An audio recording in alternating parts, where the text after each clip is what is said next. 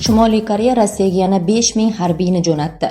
Shimoliy Koreya Rossiyaga 5000 ga yaqin harbiy xizmatchini infratuzilmani tiklash ishlarida ishtirok etish uchun yuborgan. Parlament a'zosi Lee Song-gwonning so'zlariga ko'ra, taxminan 5000 nafar Shimoliy koreyalik harbiy sentyabrdan buyon bosqichma-bosqich Rossiyaga jo'natilmoqda va ular infratuzilmani tiklash ishlarida ishtirok etadi. Uning ta'kidlashicha, Seul hozirda Koreya Xalq Demokratik Respublikasida qo'shimcha harbiy kontingent yuborish uchun tanlov va tayyorgarlik ishlari davom etayotganini ham kuzatmoqda. Janubiy Koreya Milliy razvedka xizmati ma'lumotlariga ko'ra, hozirda Rossiya Ukraina chegarasi yaqinida taxminan 10,000 Shimoliy koreyalik harbiylar joylashtirilgan. Ular orasida 1000 nafarga yaqin sapyorlar minalarni tozalash ishlarini olib bormoqda. Ma'lumotlarga ko'ra, Rossiyadagi jangovar harakatlar davomida 600 nafar Shimoliy koreyalik askar halok bo'lgan. Ilgarigi hisobotlarda bu raqam 2000 nafar atrofida deb baholangan edi. 2024-yilning oktyabridan beri Shimoliy Koreya Rossiyaga faqat harbiy kuch emas, balki artilleriya snaryadlar, raketa tizimlari va uzoq masofali qurollar ham yetkazib bergani haqida ma'lumotlar bor. Bu harakatlar Moskva va Pxenyan o'rtasidagi harbiy hamkorlikning yangi bosqichga chiqqanini ko'rsatadi. Janubiy Koreya esa bu holatni Birlashgan Millatlar Tashkiloti sanksiyalarini buzish sifatida baholamoqda. AQSh fuqarolari uchun vizasiz rejim joriy etiladi. Bu haqda prezidentning tegishli farmoni 3-noyabr 2025-yilda qabul qilindi. Unga ko'ra 2026-yil 1-yanvardan boshlab AQSh fuqarolari uchun O'zbekiston hududiga kirgan kundan boshlab 30 kungacha muddatga vizasiz rejim belgilandi. Rossiya va Italiya o'rtasida diplomatik mojaro, sababchi yana o'sha Mariya Zakharova. Rossiya Tashqi ishlar vazirligi rasmiy vakili Mariya Zakharovaning Rimda tarixiy minora qulashi ortidan bergan bayonoti Italiya jamoatchiligini darg'azab qildi. Italiya Tashqi ishlar vazirligi holat yuzasidan tushuntirish so'rash uchun Rossiyaning Rimdagi elchisiga murojaat qilgan. Kuni kecha Rimda o'rta asrlarga oid Kanti minorasining bir qismi qulab tushgan edi. Rasmiy Moskva insoniy talafotga olib kelgan holatdan foydalanib Italiyaga dahanaki hujum uyushtirgan. Italiya hukumati o'z soliq to'lovchilari pulini maqsadsiz sarflar ekan, butun Italiya iqtisodiyotdan to minoralargacha qulaydi deb yozgan Rossiya Tashqi ishlar vaziri rasmiy vakili Mariya Zakharova. Rus diplomati bahsli postida Italiya so'nggi vaqtlarda Ukrainaga 2,5 milliard yevro miqdorida ko'mak ko'rsatganini ham eslatib o'tgan. Fojia sabab hamdardlik bildirish o'rniga tanqidiy ruhda bayonot berilishi Rimni norozi qildi va Rossiya elchisi gilamga chaqirilgan. Bu sharmandali bayonot madaniy mamlakatda aslo qabul qilinmaydi. Biz ham nafratga loyiq ushbu bayonotni rad etamiz. Biz Ukrainani qo'llab-quvvatlaymiz, ammo bu Rossiya xalqi muammolariga duch kelsa, hamdardlik bildirmasligimizni anglatmaydi. Ulardan ham ana shunday hurmat talab qilamiz, degan Italiya tashqi ishlar vaziri. Zakharova Italiyaga nisbatan avval ham provokatsion bayonotlar bergani ma'lum. Xususan, u joriy yil fevral oyida Italiya prezidenti Sergio Mattarellani yolg'on tarixiy muqoyasada ayblagan edi. Gap shundaki, Italiya prezidenti Rossiyaning Ukrainaga qarshi tajovuzkor urushini Ikkinchi jahon urushi davridagi 3-reyx loyihasiga mengzatgan edi. O'shanda Italiya bosh vaziri Giorgia Meloni Mariya Zakharovaga keskin javob qaytarib, u butun italyan xalqini haqorat qilganini aytgan. Mart oyida Hirosimada chiqish qilgan Italiya prezidenti Moskva xatarli yadro g'oyasini ilgari surayotganini aytgan. Zakharova bunga javoban Rimni soxtakorlikda ayblagan edi. Pirovardida Rossiya elchisi Paramanovga Italiya tomonidan rasmiy protest topshirilgan.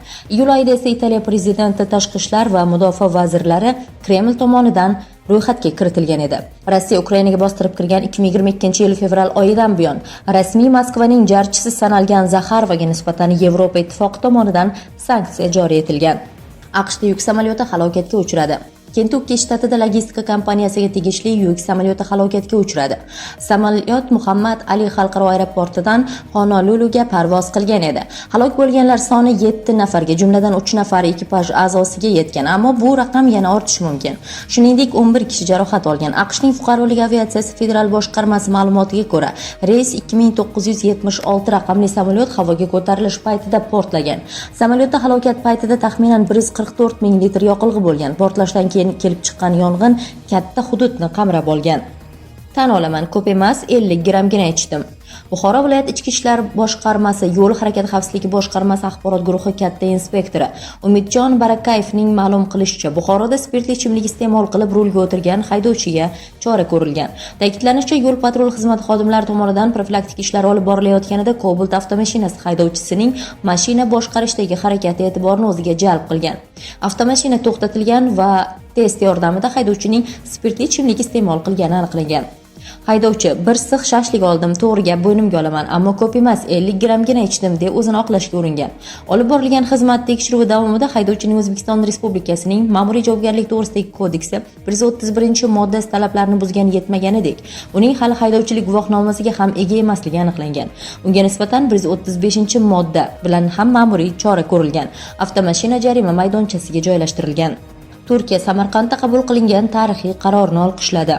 Turkiya prezidenti huzuridagi kommunikatsiya boshqarmasi rahbari Burhoniddin Duran Samarqandda o'tayotgan UNESCO bosh konferensiyasi 43-sessiyasida 15 dekabr sanasi Butunjahon turkiy til oilasi kuni deb e'lon qilinganini olqishladi.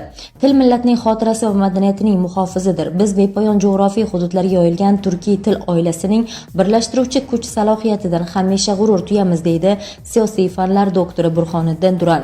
Rasmiy Anqaraning yuqori martabali mulozimi Turkiya hamda Turkiy davlatlar tomonidan hozirlangan ushbu muhim qaror turkiy tilni asrab-avaylash, mushtarak tarixiy merosni avlodlarga yetkazish hamda qardosh o'lkalar o'rtasidagi munosabatlarni yanada mustahkamlashda muhim o'rin tutishini ta'kidlagan.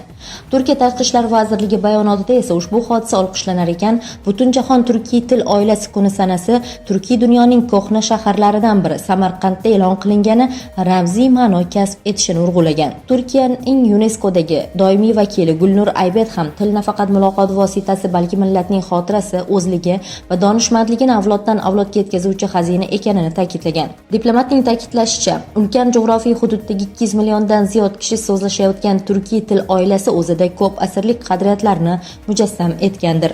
Prezident Shavkat Mirziyoyev Dohada Qatar amiri bilan uchrashdi. Doha shahriga amaliy tashrif doirasida O'zbekiston Respublikasi Prezidenti Shavkat Mirziyoyev Qatar davlat amiri Shayx Tamim bin Hamad Al Soni bilan uchrashdi. O'zbekiston-Qatar strategik sheriklik munosabatlarini mustahkamlash va ko'p qirrali amaliy hamkorlikni kengaytirish masalalari ko'rib chiqildi. Suhbat avvalida davlatimiz rahbari Qatar amirini ijtimoiy rivojlanish bo'yicha 2-jahon sammiti tadbirlarining muvaffaqiyatli o'tkazilgani bilan samimiy tabrikladi. Turli darajalarda samarali muloqot va almashinuvlar olib borilayotgani katta mamnuniyat bilan qayd etildi. Tovar ayirboshlash hajmi yil boshidan buyon 45% ga oshdi. Qatarning yetakchi kompaniyalari ishtirokida yirik investitsiya loyihalari amalga oshirilmoqda. Parlamentlararo va madaniy-gumanitar aloqalar rivojlanyapti. Yashil energetika, transport, geologiya, to'qimachilik, turizm, infratuzilmani rivojlantirish va boshqa yo'nalishlarda kooperatsiya loyihalarini ilgari surishga alohida e'tibor qaratildi. Xalqaro va mintaqaviy ahamiyatga molik dolzarb masalalar yuzasidan ham fikr almashildi. O'zbekiston prezidenti AQShga yetib bordi. O'zbekiston Respublikasi prezidenti Shavkat Mirziyoyev Amerika Qo'shma Shtatlari prezidenti Donald Trampning taklifiga binoan 4-noyabr kuni amaliy tashrif bilan Vashington shahrida bo'ldi. Davlatimiz rahbarini AQSh davlat kotibining o'rinbosari Kristofer Landau, AQSh O'zbekiston Savdo palatasi raisi Kerolin Lem va boshqa rasmiylar kutib oldi. Tashrifning asosiy tadbirlari 5-6 noyabr kunlari bo'lib o'tadi. O'zbekiston prezidenti Amerika Qo'shma Shtatlari prezidenti Donald Tramp bilan uchrashadi hamda Markaziy Osiyo mamlakatlari va AQSh yetakchilarining C5+1 formatidagi sammitida ishtirok etadi. Tadbirlar dasturidan AQSh Kongressi va hukumat vakillari bilan muzokaralar, ushbu mamlakat yetakchi kompaniyalarining rahbarlari bilan alohida uchrashuvlar hamda ishbilarmon doiralar ishtirokidagi davra suhbati ham o'rin olgan. Zohran Mamdani Nyu-York shahri meri etib saylandi. Demokrat partiyasi nomzodi siyosatchi Zohran Mamdani AQShning eng yirik shahri bo'lmish Nyu-York meri lavozimiga saylandi. U shahar rahbarligi uchun o'tkazilgan saylovda ishonchli g'alabaga erishgan. Dastlabki norasmiy ma'lumotlarga ko'ra 4-noyabr kuni bo'lib o'tgan saylovda Mamdani 50.35% ovoz to'plagan. Qolgan nomzodlar respublikachi Curtis Sliwa 7.14% mustaqil nomzod. Nyu-York shtati sobiq gubernatori Andrew Cuomo esa 41.6% ovozga ega bo'lgan. 2024-yil oktyabrda Mamdani Nyu-York meri lavozimi uchun nomzodligini e'lon qilganida mutaxassislar uni g'alaba qozonish ehtimolini past baholagan edi. Biroq saylov natijalari unga bo'lgan qo'llab-quvvatlashning sezilarli oshganini ko'rsatdi. Mamdani hozirda Amerika siyosatida tez sur'atlar bilan tanilib borayotgan yosh siyosatchilar qatorida tilga olinmoqda. O'zbekiston va Rossiya tashqi ishlar vazirlari o'rinbosarlari Samarqandda uchrashdi. Uchrashuvda Bahromjon Aloyev va Aleksandr Pankin ikki va ko'p tomonlama hamkorlik masalalarini muhokama qildi. UNESCO bosh konferensiyasining 43-sessiyasi doirasida O'zbekiston tashqi ishlar vaziri birinchi o'rinbosari Bahromjon Aloyev Rossiya tashqi ishlar vaziri o'rinbosari Aleksandr Pankin bilan uchrashdi. Tomonlar O'zbekiston va Rossiya o'rtasidagi ikki tomonlama va ko'p tomonlama hamkorlikning ustuvor yo'nalishlarini muhokama qildi. Rossiyalik diplomat UNESCO bosh konferensiyasining 43-sessiyasi Samarqand shahrida o'tkazilishini yuqori baholab, O'zbekistonda bunday nufuzli xalqaro forumning o'tkazilishi mamlakatning jahon maydonidagi ortib borayotgan nufuzining yaqqol ifodasi bo'lganini ta'kidladi. Uchrashuvda xalqaro va mintaqaviy tuzilmalar doirasidagi hamkorlikka alohida e'tibor qaratildi.